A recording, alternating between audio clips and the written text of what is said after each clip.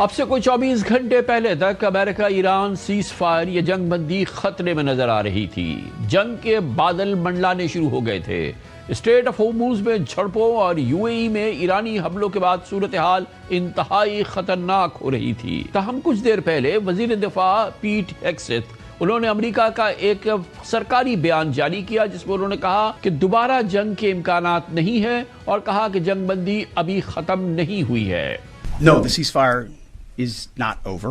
Ultimately, this is a separate and distinct project, and we expected there would be some churn at the beginning, which happened, and we said we would defend aggressively, and we absolutely have. Iran knows that, and ultimately, the president's going to make a decision whether anything were to escalate into a violation of a ceasefire. But certainly, we would urge Iran to be prudent in the actions that they take to keep that underneath this threshold. So right now the ceasefire certainly holds, but we're going to be watching very, very closely. इसी press conference में अमेरिकी फौज के सरबराह general Dan Caine ने भी इस हवाले से इत्मीनान बख्श बयान दिया कि ईरान की कार्रवाइयां इस हद तक नहीं पहुंची कि जंग बंदी खत्म कर दी जाए। उनका कहना था कि अमेरिका ने स्ट्रेट ऑफ होर्मुज में सिग्निफिकेंट प्रेजेंस कायम कर ली है। Since the ceasefire was announced, Iran has fired at commercial vessels 9 times and seized 2 container ships.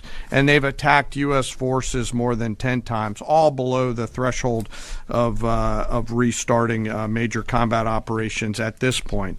America और ईरान के दरमियान कल सीज फायर के हवाले से सूरत हाल तशवीशनाक हद तक खराब हो गई थी, क्योंकि प्रेसिडेंट ट्रंप के स्ट्रेट ऑफ होर्मुज खोलने के लिए प्रोजेक्ट फ्रीडम का जवाब ईरान ने मुत्तहिदा अरब इमारात में बॉम्बिंग से किया था। मुत्तहिदा अरब इमारात ने कहा था कि ईरान ने कल उसकी फुजैरा ऑयल पोर्ट पर मिसाइल और ड्रोन हमले किए, जिससे वहां आग भड़क उठी और 3 भारतीय शहरी जख्मी हुए। यूएई के डिफेंस मिनिस्ट्री के मुताबिक 12 बैलिस्टिक मिसाइल, 3 क्रूज मिसाइल और 4 ड्रोन्स को इंटरसेप्ट भी किया गया, जबकि यूएई ने इन हमलों को दहशतगर्दाना और बिला इश्तियाल करार देते हुए सख्त मजम्मत की और वाज़ेह किया कि वो अपने दिफा का हक महफूज रखते हैं। कल की ये डेवलपमेंट ईरान के लिए भी बड़ी तशवीशनाक थी, क्योंकि इस हमले के मजमूई तौर पर तमाम अतराफ से सख्त मजम्मत देखने में आई है। प्राइम मिनिस्टर पाकिस्तान शहबाज शरीफ ने एक्स पर जारी बयान में इमारात के सदर शेख मोहम्मद बिन जायद अल नहयान के साथ मुकम्मल यकजहती का इजहार किया और कहा कि पाकिस्तान इस मुश्किल वक्त में अपने इमाराती भाइयों बहनों के साथ यूएई गवर्नमेंट के शाना बशाना खड़ा है।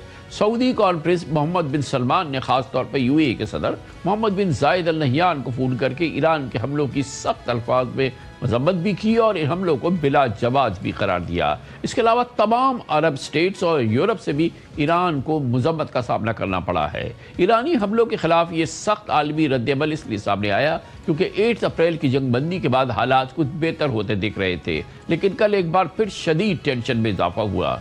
इधर ईरान के सरकारी मीडिया ने कहा है कि यूएई पर हमलों का कोई पहले से मंसूबा नहीं था, यानी खुद ईरान के अंदर भी ये सूरत हाल वाज़े नहीं है, वहाँ पर भी कन्फ्यूजन है, जबकि ईरानी मीडिया भी अंदरूनी इख्तलाफात की निशानदेही कर रहा है। फॉक्स न्यूज़ और ईरान इंटरनेशनल के मुताबिक प्रेसिडेंट मसूद पज़ेश्कान पासदारा ने इनकलाब की कार्रवाइयों पर शदीद नाराज़ हैं। उन्हें कि यूएई पर मिसाइल और ड्रोन हमले कम्प्लीटली इर्रिस्पॉन्सिबल थे और ये कार्रवाइयाँ हुकूमत के इल्म या किसी कोऑर्डिनेशन के बगैर की गई हैं।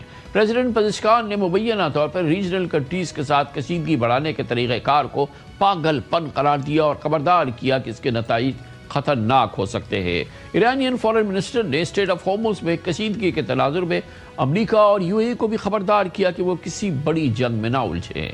अब्बास इराक़ची ने प्रेसिडेंट ट्रंप के प्रोजेक्ट फ्रीडम को प्रोजेक्ट डेडलॉक करार दिया है। आज एक्स पर अपने बयान में उन्होंने कहा कि स्ट्रेट ऑफ होर्मुज में पेश होने वाले वाक़यात वाज़ेह करते हैं कि सियासी क्राइसिस का कोई मिलिट्री हल नहीं है।